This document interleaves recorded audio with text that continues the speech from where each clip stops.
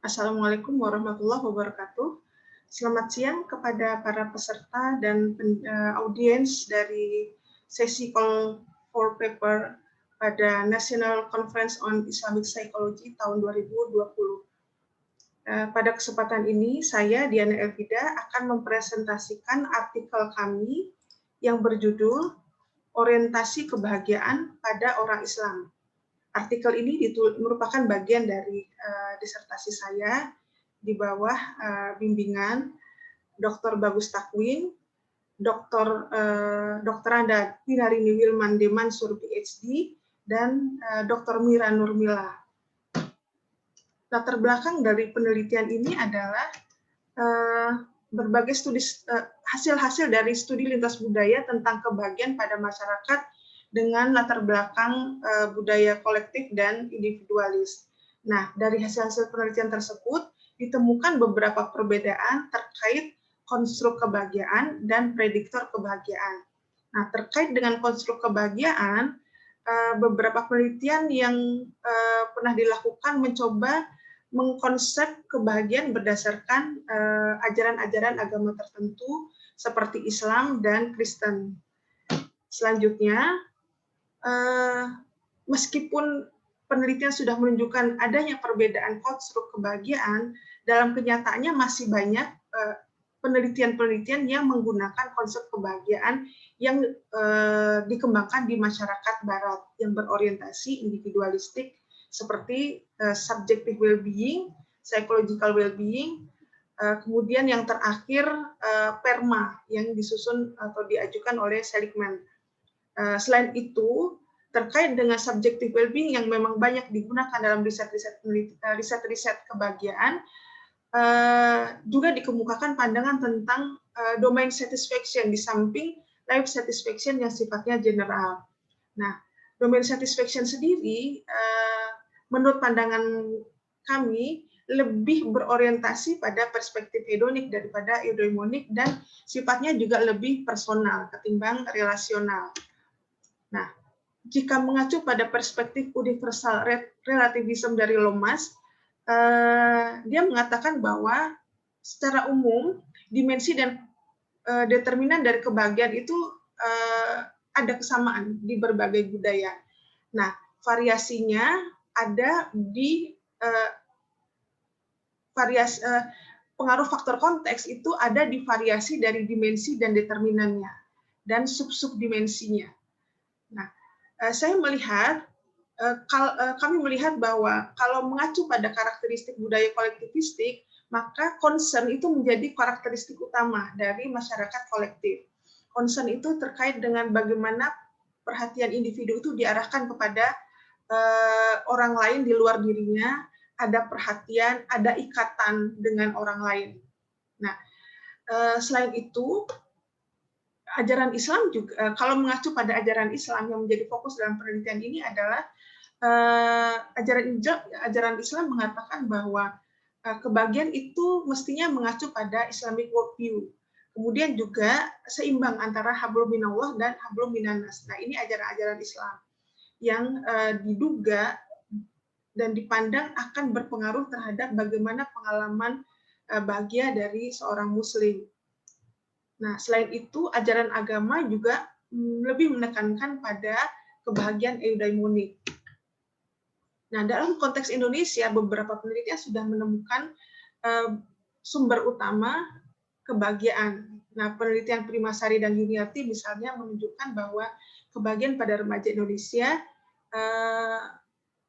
terdiri dari hubungan dengan orang lain, pembunuhan diri, dan hubungan dengan Tuhan. Sementara Indonesian Wellbeing Scale yang dikembangkan oleh Maulana menyebutkan 4 dimensi kebahagiaan pada orang Indonesia yang meliputi kebutuhan dasar, spiritualitas, penerimaan, dan relasi sosial. Nah, kami memandang bahwa penelitian-penelitian sudah dilakukan belum sepenuhnya menggambarkan pengalaman bahagia orang Indonesia yang banyak dipengaruhi nilai-nilai budaya kolektif, terutama concern. Dan jika dikaitkan dengan agama Islam, maka pengalaman kebahagiaan orang Islam yang banyak dipengaruhi oleh ajaran agama Islam juga belum sepenuhnya digali. Nah, berdasarkan latar belakang tersebut, kami berasumsi bahwa kebahagiaan orang Islam di Indonesia itu lebih bersifat eudaimonik daripada hedonik, kemudian lebih bersifat relasional daripada personal, dan juga seimbang antara relasi dengan Tuhan atau hablum minallah dan relasi dengan sesama manusia atau hablum minannas. Penelitian ini menggunakan desain kualitatif dengan 9 orang partisipan dari latar belakang kehidupan yang berbeda. Pengumpulan data menggunakan wawancara semi terstruktur yang berisi beberapa pertanyaan terbuka dan juga menggunakan pengukuran kebahagiaan sebagai data pendukung, terutama untuk menjaga kredibilitas hasil penelitian. Nah, pertanyaan wawancara mencakup apakah Anda pernah bahagia, bisakah diceritakan salah satu pengalaman bahagia Anda, kemudian coba ceritakan pengalaman bahagia Anda di area-area di antaranya relasi sosial, pekerjaan, pendidikan, keluarga, dan yang terkait dengan agama. Nah, hasil penelitian atau hasil analisis data memperlihatkan ada 4 tema pokok yang muncul dari wawancara. Yang pertama, partisipan itu bercerita tentang pemahaman mereka tentang kebahagiaan. Nah, di sini tema pertamanya adalah arti kebahagiaan menurut pandangan partisipan. Yang kedua adalah proses menuju bahagia. Yang ketiga adalah faktor-faktor yang terkait dengan kebahagiaan. Dan yang keempat adalah dimensi kebahagiaan. Arti kebahagiaan menurut partisipan adalah tidak ada masalah berat. Bahagia juga artinya puas. Puas berarti tercapai hal yang diinginkan dan adanya perasaan cukup dengan apa yang sudah dimiliki. Dan yang ketiga, bahagia itu adalah adanya perasaan berharga.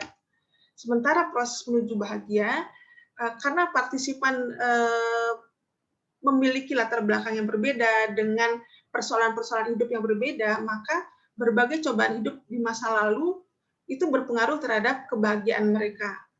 Lalu adanya guncangan spiritual, ini pada beberapa partisipan. Lalu ada perjuangan untuk mengatasi masalah. Nah, itu adalah lika-liku partisipan sehingga dia pada akhirnya berada pada kondisi bahagia sebagaimana yang mereka rasakan pada saat ini. Lalu faktor-faktor yang terkait dengan kebahagiaan meliputi cara pandang positif terhadap kesulitan.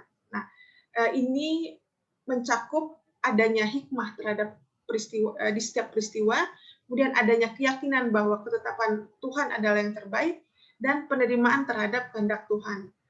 Selain itu juga ada kepasrahan atau tawakal. Lalu kehidupan yang berdasarkan nilai-nilai agama juga terkait dengan kebahagiaan partisipan dan kebersyukuran serta pemahaman terhadap makna hidup. Nah, pemahaman terhadap makna hidup berisi menjalani takdir Tuhan. Hidup adalah menjalani takdir Tuhan. Hidup bertujuan untuk mencapai husnul khotimah dan hidup adalah hidup yang bermanfaat. Sementara dimensi kebahagiaan berisi tentang pengalaman kebahagiaan itu sendiri. Yang pertama, hubungan dengan Tuhan. Kedua, hubungan baik di dalam keluarga. Yang ketiga, relasi sosial yang positif. Yang keempat adalah kepedulian terhadap sesama. Yang kelima, kebebasan dari tuntutan materi. Keenam, pencapaian personal. Dan yang ketujuh adalah menikmati waktu luang. Nah, dari hasil penelitian, hasil analisis data dan tema-tema yang terungkap dalam wawancara, maka dapat dilihat bahwa asumsi universal relativisme dari kebahagiaan yang dikemukakan Lomas muncul pada pengalaman-pengalaman bahagia dari 9 orang partisipan.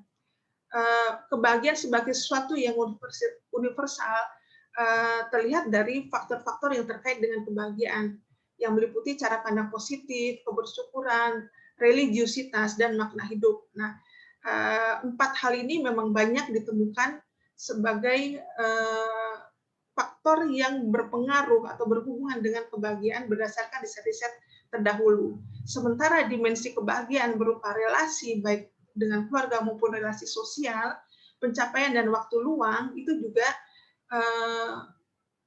sudah ditunjukkan oleh penelitian-penelitian terdahulu. Nah, relativismenya terlihat dari beberapa hal berikut.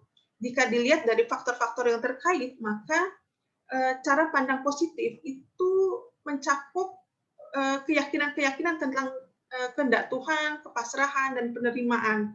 Nah, ini sangat kental dipengaruhi oleh ajaran-ajaran agama Islam dalam hal ini.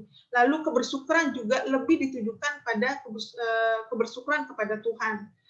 Sementara tentang makna hidup, itu banyak bicara tentang takdir, tujuan hidup, husnul khotimah. Sementara dalam hal dimensi, hal yang baru yang ditemukan dalam penelitian ini adalah adanya pengalaman bahagia yang terkait dengan bebas dari tuntutan materi. Nah, ini terkait dengan atau berhubungan erat dengan konsep zuhud dan qanaah dalam Islam. Lalu adanya kepedulian pada sesama.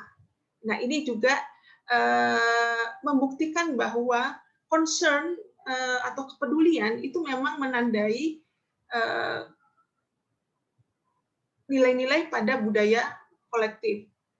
Dan yang terakhir adalah dalam hal hubungan dengan keluarga, ada pengalaman bahagia yang berhubungan dengan berbakti pada orang tua. Nah, dari hasil tersebut ternyata dapat dikatakan bahwa pandangan tentang peran konteks budaya terhadap kebahagiaan dan kesehatan psikologis memang ditunjukkan dalam penelitian ini. Dan hasil penelitian ini juga sejalan dengan pandangan Jung dan Alport tentang peran agama bagi kesehatan psikologis yang positif. Nah, dari hasil penelitian ini dapat disimpulkan yang pertama, ajaran agama Islam dan latar belakang budaya kolektif di Indonesia berpengaruh terhadap pengejaran dan pencapaian kebahagiaan pada Muslim di Indonesia. Kemudian kebahagiaan yang dirasakan Muslim di Indonesia lebih berorientasi eudaimonik daripada hedonik. Kemudian yang ketiga, orientasi kebahagiaan Muslim lebih bersifat relasional daripada personal. Nah, implikasinya kami melihat bahwa ini menjadi peluang bagi pengembangan alat ukur, khususnya pada orang Islam di Indonesia. Nah, penelitian ini juga tidak menutup kemungkinan untuk dikembangkan pada kelompok-kelompok yang berbeda di luar agama Islam dan budaya kolektif. Demikian pemaparan dari kami. Terima kasih atas perhatian dari para peserta. Lebih dan kurang mohon maaf. Assalamualaikum warahmatullahi wabarakatuh.